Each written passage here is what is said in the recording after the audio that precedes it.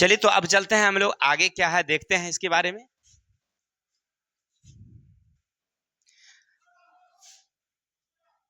अब अगला पड़ाव हमारा है निकट दृष्टि दोष, यानी इसको अंग्रेजी में हमने लिखा मायोपिया।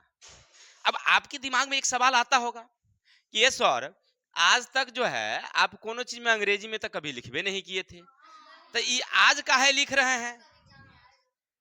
अरे हमरा परीक्षा में पूछा था कि मायोपिया किसे कहते हैं, तो हम लिख दिया हमर पिया को कहते हैं मायोपिया। बताइए गड़बड़ हो गया कि भाई हमर पिया कैसे हो सकता है। बाद में आए घर तो देखे भाई किताब में कहा है हमर पिया रे भाई, तो उसका नाम था निकट दृष्टि दोष। कंफ्यूजन में पड़ गए। और निकट दृष्टि हमरा याद था। तो आप लोग याद रखिएगा, कहीं परीक्षा में पूछ दे कि मायोपिया किसे कहते हैं तो उसको लिखिएगा निकट दृष्टि दोष, ठीक है। हाँ, परीक्षा में पूछता है। अंग्रेजी में ही पूछ देता है कभी कभी, हाइपोमेट्रोपिया किसे कहते हैं या मायोपिया किसे कहते हैं। इसीलिए हमने उसको अंग्रेजी में लिख करके आपको लाया था कि हमसे पूछा था, हो सकता है आपको भी पूछ दे क्या। चलिए नहीं, सब जो पूछता है हम देखिए, जो पूछता है वो हम आपको दे रहे हैं, और आशा और उम्मीद है कि जो दे रहे हैं एग्जाम में वही आएगा ही, इसकी गारंटी रहती है, क्योंकि इतने सालों से हम पढ़ा रहे हैं तो अनुभव मुझे जरूर है कि क्या क्या आने वाला है। चलते हैं तो हम लोग पढ़ते हैं निकट दृष्टि दोष क्या है भाई, समझिएगा। निकट दृष्टि मतलब वैसे दोष जिसमें निकट की वस्तु आपको साफ साफ दिखाई देगी और दूर की वस्तु साफ साफ, ठीक इसका उल्टा, निकट वाला पूछेगा तो निकट दिखाई देगा और दूर वाली वस्तु सेम कहानी। अब देखिए हमारी नेत्र कहाँ है, यहाँ है।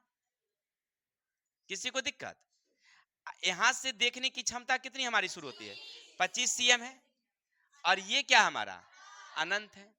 अब देखिए ये जो अनंत है ना, ये 25 cm तो देखबे करेगा, लेकिन ये 25 अनंत वाला ना खुसुक के चलाता है हेने, थे ना। अनंत वाला जो है खुसुक के चलाता है निकट में, निकट में चलाता है। देखिए पहला वाला में क्या पढ़े थे, ये 25 cm खुसुक के भाग गया था तो दूर हो गया, इसलिए नाम रख दिए दूर दृष्टि। और निकट वाला में अनंत वाला खुसुक के चलाया हमरे पास में, तो इसीलिए इसका नाम रख दिए निकट दृष्टि। नाम कैसे रखे समझ में आ गई बात ना। अगर आपसे कोई पूछ दे ए परिभाषा कैसे देता है, नाम कैसे बोलता है, अरे यार तू नहीं समझता। देखो ऐसे समझो, ये हमारा आंख है, निकट दृष्टि सॉरी, ये निकटतम बिंदु कितनी हमारी 25, दूर बिंदु क्या हमारी। लेकिन निकट दृष्टि में ना हम अनंत को चीज नहीं देखते हैं, वो खुश करके चलाता है हमारे नजदीक में, निकट में चलाता है, इसलिए नाम रख दिए उसका निकट दृष्टि। कोई दिक्कत? तो नाम कैसे रख दिए, क्लियर हो गया, परिभाषा क्लियर हो गया। अब देखें इसका कारण क्या है। तो इसका कारण है बुआरे, याद रखना,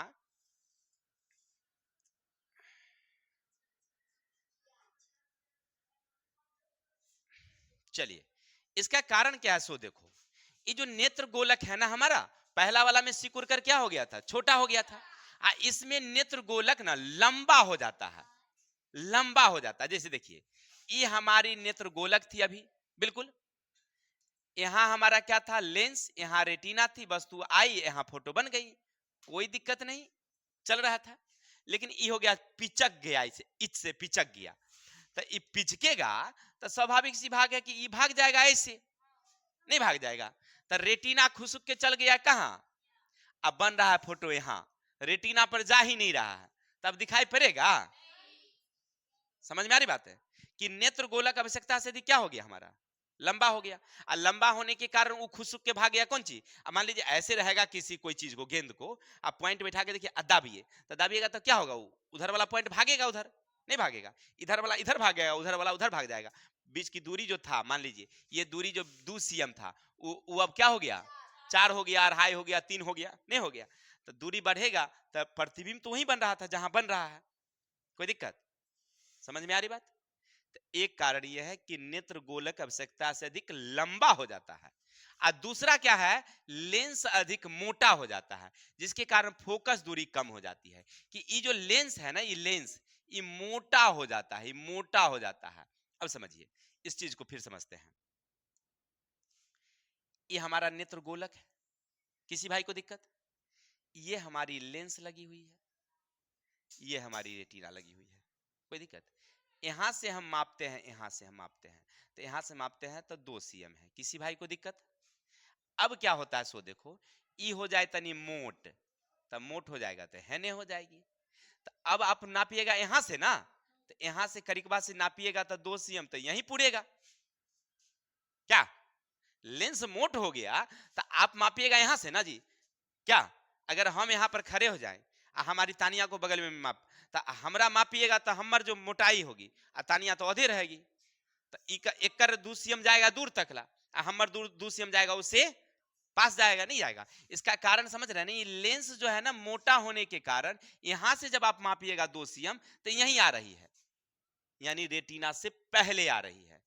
तो समझ गए ना, पहला कारण क्या था कि लेंस का लंबा हो जाना, और दूसरा कारण सॉरी सॉरी सॉरी सॉरी गोला का लंबा हो जाना, नेत्र गोलक का लंबा हो जाना, और दूसरा कारण था लेंस का मोटा हो जाना। चाहे कुछ हुआ वो हमारा मतलब नहीं था, प्रतिबिंब रेटिना से पहले बना। ठीक है, पहला वाला में पढ़े हम लोग, दूर वाला में प्रतिबिंब रेटिना के बाद, ई वाला में बना पहले। अब सोचो अगर पहले बन रहा है, अगर हम वहीं पर हम फिर उत्तल लेंस अगर लगा देंगे तब क्या होगा, तब तो और सिकुड़ा देगा वो। तो मान लीजिए ये बन रहा है यहीं, ये बन रही है, आई फिर उत्तल लेंस लगा दोगे तो ये तो सिकुड़ा के और ही लाके छोड़ देगा, तो और नहीं जाएगा। तो अगर ऐसा लेंस हो जो भेज दे धक्का दे के वहां तक ठकेल ठकाल के पहुंचा दे, तो लगा देंगे कौन चीज, अवतल। ये अवतल क्या कहता है कि हम हेन्ना एन्ना एन्ना हम ले जब जहां तक हो तो पूरा फैला के वो फैला देता है, यानी धकेल धकाल के पहुंचा देता है कहां तक, रेटिना तक। ई लेंस कहता है कि हम इतने तक रखेंगे, ई कहता है कि ना बउआ रे हमरो पावर है, हम धक्का दे के पहुंचा देबो, हम ठेल ठाल के पहुंचा देता है। कोई दिक्कत समझ में आ गई बातें? चित्र से थोड़ा देख लेते हैं तो क्लियर हो जाएगी थोड़ा सा। चलिए देखिए, ये देख रहे हैं, ये हमारा क्या है भाई, नेत्र गोलक है। ये नेत्र गोलक था ना, पहले था यहीं तक, पहले था यहीं तक, तो यहां पर फोटो बन रहा था, लेकिन ये हो गया चपटा, चपटा हो गया कि रेटिना चल गया पीछे। तो अब वस्तु मान लीजिए यहां से आ रही तो प्रतिबिंब कहां चल गया, यहां ना चल गया। अब यहां बनेगा फोटो, फोटो नहीं बनेगा, रेटिना भाग गया यहाँ, अब वस्तु बन रहा है यहाँ, तो हमें साफ साफ दिखाई। तो अब क्या लगा दिए हम लोग, अवतल लेंस। अवतल लेंस, तो अवतल लेंस लगाएंगे तो ये प्रकाश को धक्का देके कहां पहुंचा देगा। चलिए इसका दूसरा फोटो देख लेते हैं। हमने आप लोगों के लिए बहुत अच्छा अच्छा फोटो चुन चुन के लाया, देखिए। और थोड़ा सा एक और फोटो होगा हमारे पास।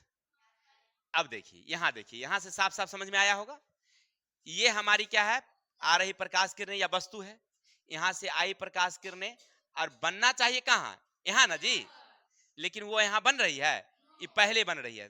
तब बताइए दिखाई पड़ेगा आप लोगों को, बिल्कुल ही नहीं दिखाई पड़ेगी। ये दिख रही है, माने ऐसा हमारी आंखों की स्थिति हो जाए तब दिखाई पड़ेगी क्या, नहीं दिखाई पड़ेगी। तो अब ऐसा कोनो चीज चाहिए ना कि इसको धकेल धकाल के जो है वहां तक पहुंचा दे, तो कौन लगा देंगे हम लोग।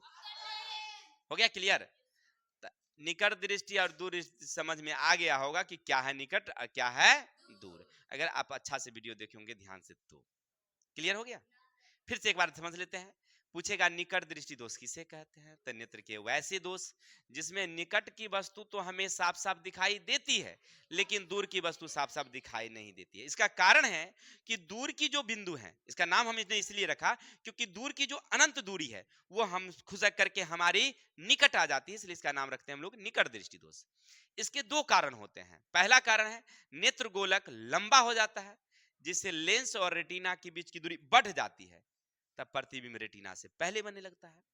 या दूसरा कारण है नेत्र लेंस ज्यादा मोटा हो जाता है, तो हम ज्यादा दूरी से मापना शुरू करते हैं, तो रेटिना से पहले हमारी फोकस आ जाती है, यानी फोकस दूरी कम हो जाती है, रेटिना तक पहुंच नहीं पाती है, प्रतिबिंब रेटिना से पहले बनता है। अब उपचार, तो ऐसे लेंस की जरूरत होती है जो उसे धक्का धुक्का दे करके पहुंचा दे कहां तक, इसके लिए लगाते हैं हम लोग अवतल लेंस। अब यहां से ऑब्जेक्टिव आपसे पूछेगा, निकट दृष्टि दोष को दूर करने के लिए किस प्रकार के लेंस, किस दोष में प्रतिबिंब रेटिना से पहले बनती है, निकट दृष्टि में पहले बनती है, तो निकट दृष्टि दोष में। निकट दृष्टि दोष के क्या कारण है, लेंस का पतला होना, मोटा होना, क्या हो सकता है, मोटा होना। निकट दृष्टि दोष का लेंस का मोटा होना और नेत्र गोलक का लंबा होना। ठीक है, ये सब समझ गए। चलिए अब देखिए एक कंफ्यूजन वाला हिसाब रहता है, वो भी आपको हम समझा देते हैं कि निकट दृष्टि दूर दृष्टि में कौन लेंस। कभी कभी आप उजरा जाइएगा, अभी तो आप देख लिए, अभी तो याद रहेगा, कल होके भूल जाइएगा कि निकट वाला को कौन सर जी दिए थे, निकट वाला को उत्तल दे दिए, आज दूर वाला को कौन दे दिए थे, याद ही नहीं आ रहा है।